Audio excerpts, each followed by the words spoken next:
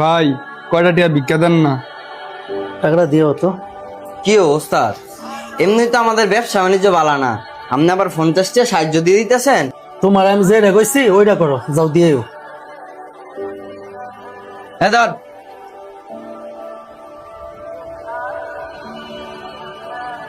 ভাই 2 দিন ধরে কিছু খাই না, কিছু সাহায্য দিবেন।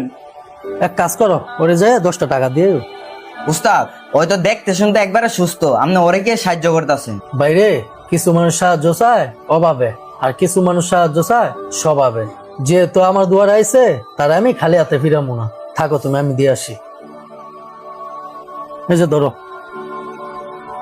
বাইরে তুমি তো দেখতে শুনতে অনেক ভালো, সুস্থ সবল আছো, তুমি এগুলা করো কে?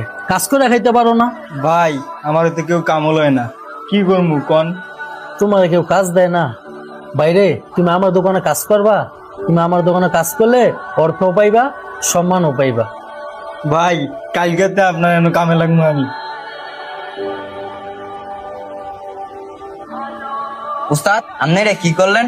এমনি তো ব্যবসা বাণিজ্য খারাপ, আমার বেতন আপনি ঠিক মতো দিতে পারেন না, আবার আরেকজন নতুন মানুষ কামল হইছেন আপনি।